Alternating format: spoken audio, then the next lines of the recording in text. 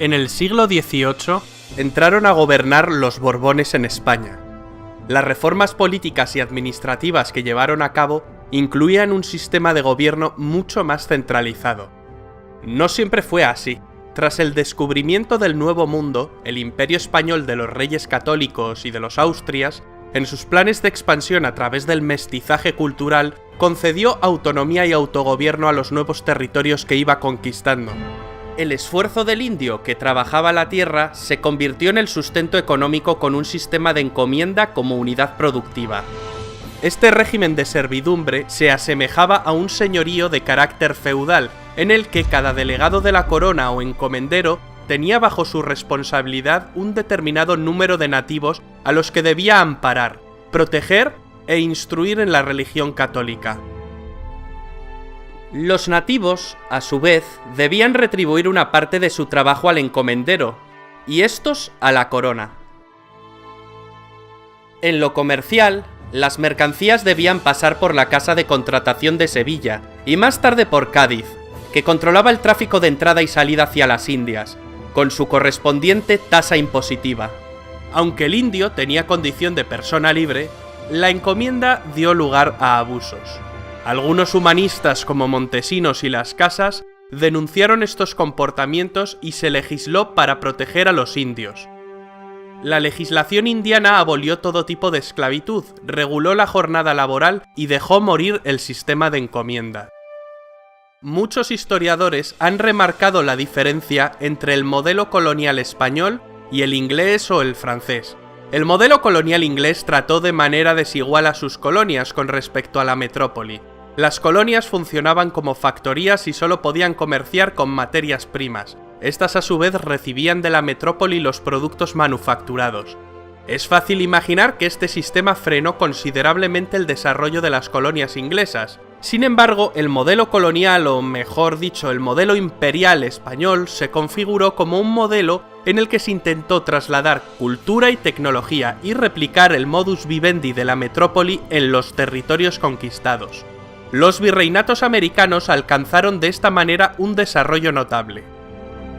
En la monarquía hispánica no nos encontramos en los siglos XVI y XVII con una política económica mercantilista. En la literatura de estos siglos se habla siempre de reinos, provincias, territorios y posteriormente de virreinatos, incorporados de pleno derecho a España y cuyos súbditos poseían un estatuto idéntico al de los peninsulares. Esto, como hemos dicho, cambió con la entrada de la Casa Borbón en 1700. Al transformar de manera paulatina con sus reformas, las dependencias americanas, hasta entonces reinos relativamente autónomos, en colonias dependientes de las decisiones tomadas en Madrid. El imperio había mostrado signos de decadencia, y era importante agarrar al toro por los cuernos. Con una actitud paternalista, los monarcas fortalecieron la economía española mediante el máximo aprovechamiento de los recursos provenientes de ultramar. Las ideas mercantilistas fueron arraigando en España. El reformismo borbónico pretendió convertir a las Indias en un instrumento para la reconstrucción económica de la metrópoli, impulsando la industria española. Debido al monopolio comercial con la Casa de Contratación, las colonias estaban obligadas a vender barato y a comprar caro. El contrabando en las colonias con otros comerciantes extranjeros era ilegal, pero fue una constante. La península no podía abastecer lo que las colonias demandaban, el comercio pedía a gritos liberalizarse. Sin embargo, en una primera fase se intentó blindar el monopolio, reforzando la marina española para protegerse de ataques. Se creó la figura del intendente, cargo de origen francés, para perfeccionar la administración pública, dividir los poderes locales, recaudar impuestos y centralizar más el poder en la corona. Los intendentes eran casi todos españoles. Todas estas medidas fueron generando un descontento en la clase criolla. ¿Quiénes eran los criollos? Los criollos eran descendientes de españoles, nacidos en los territorios españoles de América, y representaban en torno al 10% de la población. La mayor parte de los criollos eran terratenientes o comerciantes. Si bien durante el siglo XVIII se produjeron múltiples insurrecciones y revueltas, síntoma de las tensiones sociales y raciales y de las reformas fiscales, A estas revueltas populares no se las puede considerar precursoras directas de la independencia de Hispanoamérica.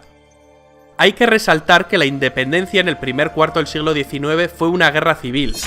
Esta guerra no fue un levantamiento popular iniciado por las clases más desfavorecidas, ni fue llevada a cabo por indios, ni por mestizos, sino por esa oligarquía criolla descendiente de españoles que gozaba de buen estatus social y que veía peligrar su posición y sus intereses tras el mare magnum político y la inestabilidad de una península en plena ebullición.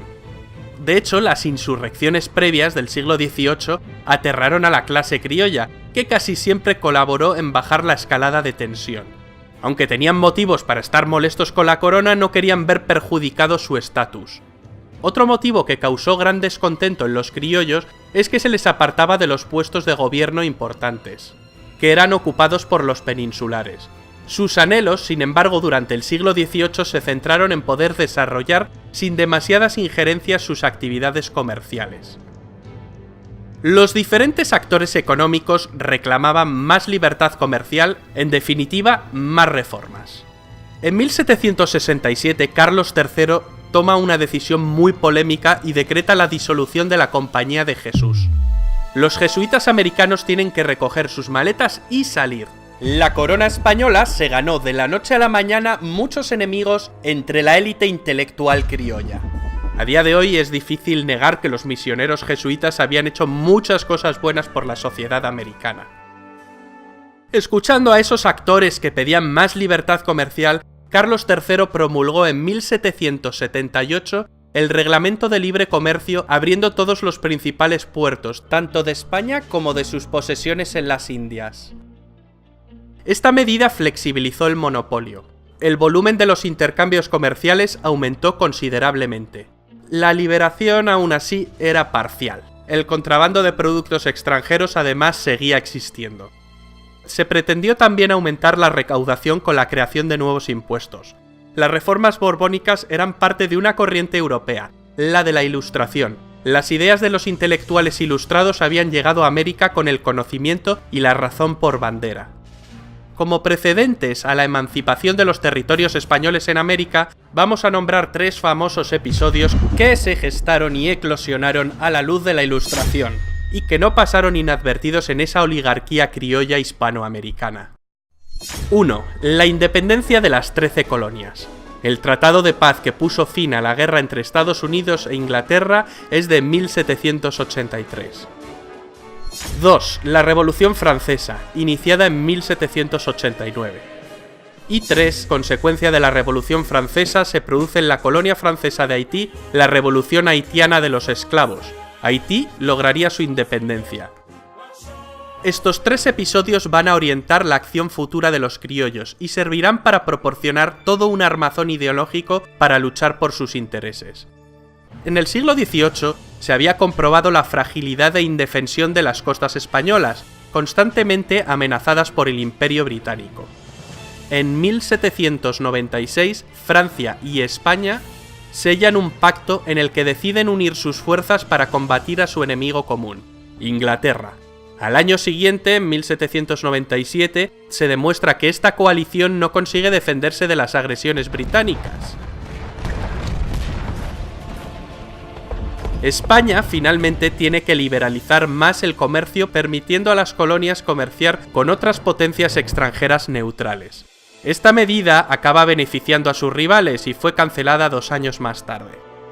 Para costear la guerra con Inglaterra en 1804 se expide la Real Cédula de Consolidación de Vales, en la que se enajenan los bienes raíces de la Iglesia. Esta desamortización afectó no solo a la Iglesia sino a todos los sectores productivos asociados, agricultura, minería, manufacturas o el pequeño comercio. En la Nueva España se organizaron para protestar por una medida que les parecía injusta. En el marco de la Guerra Anglo-Española, en 1805 se produce la famosa batalla naval de Trafalgar, frente a las costas de Cádiz, en la que se enfrentaron franceses y españoles contra la armada británica de Horatio Nelson, quien obtiene una importante victoria muriendo en el combate. La Gran Bretaña confirmaba su dominio de los mares. Esto dificultaría el comercio marítimo. Los productos americanos tendrían serios problemas para llegar a la península ibérica. Mientras el Imperio español va a entrar en declive en el siglo XIX, el Imperio británico, tras las guerras napoleónicas, se haría el amo del mundo, pero no nos adelantemos. En 1806, Francisco de Miranda, criollo ilustrado de Caracas, figura controvertida donde las haya, a la que se ha denominado el precursor, fue un militar del ejército español que había luchado contra los ingleses en la Guerra de Independencia de los Estados Unidos, donde probablemente se inició de la mano de Lafayette en los caminos de la masonería. Años más tarde, Miranda conspira con los británicos y con los estadounidenses y con apoyo de estos lanza 2 expediciones de liberación a Venezuela, pero no despertaron el interés popular. Los ataques fueron repelidos y Miranda acaba huyendo a Inglaterra. La masonería, las sociedades secretas y las ideas ilustradas van a jugar un papel muy importante en la emancipación de Hispanoamérica. En 1806 y 1807 hubo 2 tentativas inglesas de invadir el virreinato del Río de la Plata. En la primera invasión inglesa en 1806, las tropas británicas llegan a ocupar la ciudad de Buenos Aires, capital del virreinato, pero fueron vencidas 46 días después por un ejército proveniente de Montevideo, comandado por Santiago de Liniers. La segunda invasión inglesa en 1807, las tropas británicas después de tomar Montevideo fueron rechazadas cuando intentaron ocupar Buenos Aires. Todos estos detonantes que acabamos de ver, las reformas borbónicas, el descontento criollo, la influencia de las ideas ilustradas, la influencia de la masonería, las injerencias y los ataques británicos, podían haberse resuelto. Pero llegamos al año 1808, y en España se va a producir un vacío de poder, sumado a que Hispanoamérica había alcanzado un grado de madurez y de desarrollo notable debido a la acción imperial. 100 años después de la entrada de los Borbones, se desató en España la mayor crisis política jamás conocida hasta entonces. Los Borbones, Carlos IV y Fernando VII, habían traicionado a los españoles y habían entregado el país a Napoleón. Motivo más que suficiente para que el orgulloso pueblo español se levantase en armas contra el invasor francés. Napoleón puso al mando a su hermano José. El cambio no tenía por qué ser del todo malo para los españoles, y contó con sus apoyos, los llamados afrancesados. Para los afrancesados, el nuevo gobierno podía traer tintes de modernidad frente al antiguo régimen que encarnaban los Borbones. Aún así, los españoles no querían ser un estado satélite de Francia, y no toleraron al monarca extranjero al que le endosaron numerosos e ingeniosos motes: el rey Plazuelas, rey Pepino, José Ninguno y el más famoso de todos, Pepe Botella, por una irreprimible afición a la bebida. Nada más lejos de la realidad, el nuevo monarca era abstemio. La entrada de los franceses en España desata la Guerra de Independencia Española y va a precipitar inexorablemente la emancipación de Hispanoamérica.